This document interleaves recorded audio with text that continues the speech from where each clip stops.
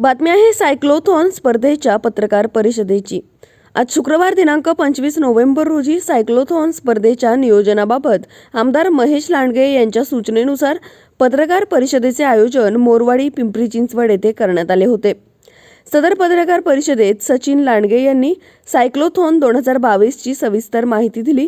यावेळी doctor Nilesh Londhe, Digambar Joshi, Shivraj Landge, doctor आनंद पिसे, बापू शिंदे, कामगार नेते सचिन लांडगे आदी उपस्थित होते। आमचे प्रतिनिधी भानुदास हिवराळे यांनी सायक्लोथॉन स्पर्धेच्या आयोजनाबाबत घेण्यात आलेली पत्रकार परिषदेची कव्हर केलेली ही बातमी पाहूयात। या वर्षीचं आमचं ब्रीद वाक्य आहे रिसायकल रियूज, आणि ते समाजापर्यंत पोहोचवण्यासाठीचं काम त्या सायक्लोथॉनच्या माध्यमातून आपण करतोय।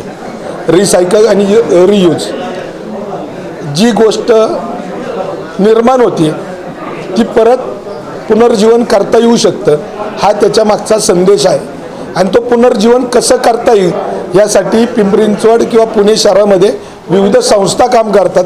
प्लॅस्टिक असेल, घरात असणारी कापडं असतील, घरात असणारा कचरा असेल, ज्या काही गोष्टी आपण रोजच्या दैनंदिन जीवनामध्ये वापरतो, या सर्व गोष्टी ह्या रियूज होऊ शकतात।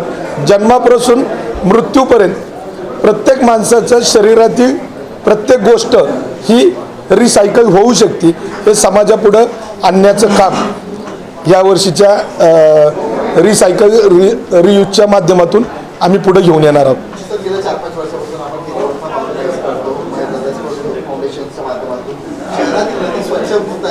हो, निश्चित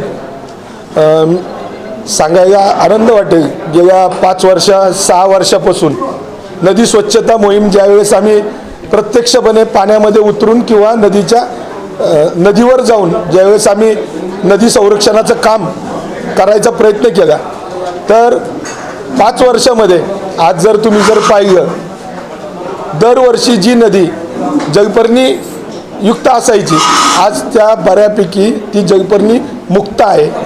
जे काळं पाणी किंवा जे सांडपाणी सरास नदीमध्ये जायचं ते कुठेतरी थांबवण्याचं काम 100% आम्हाला त्याच्यामध्ये सक्सेस भेटेल असं नाही, कारण ही जनजागृती मोहीम आहे। जनजागृती मोहीम काय, जसं तुम्ही काही पत्रकार बंधूंनी विचारलं की आजही जाळीच्यावरून लोक निर्मूल्य पाण्यामध्ये टाकतात, घरातील जे काही देवाचे फोटो असतात ते नेऊन टाकतात, किंवा ज्या घरामध्ये एखादा मृत्यू झालेला आहे त्या मृत्यू झालेल्या माणसाची कापडं असतील, त्यांनी वापरलेली जी काही गोष्टी असतील त्याही वाहत्या पाण्यात सोडावं, ही जी काही एक अनिष्ट पद्धत आहे, त्या पद्धतीमुळं आजपर्यंत ही चळवळ थोडीशी मागं थांबलेली आहे। आणि ही चळवळ जर पुढे न्यायची असेल तर आपल्याला लोकांमध्ये जनजागृती आणणं गरजेचं आहे।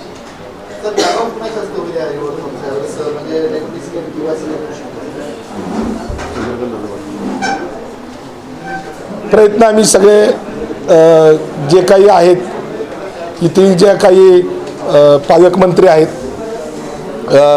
पुणे जिल्ह्याचे जे पालकमंत्री आहेत, त्याचबरोबर आपले पिंपरी चिंचवड महापालिकेचे आयुक्त आहेत, त्याचबरोबर आपले पोलीस कमिशनर आहेत, आणि या शहरातील ज्या काही NGOज पर्यावरणावर काम करतात, यांच्या सर्वांच्या, आणि जो एक घटक आपल्यापासून वंचित होता, तर त्या गायत्रीताई आणि त्यांचा पूर्ण जो तृतीयपंथी बांधव आहेत, यांच्या सर्वांच्या माध्यमातून हा फ्लॅग ऑन करण्याचा एक मानस आम्ही सर्वांनी घेतलेला आहे।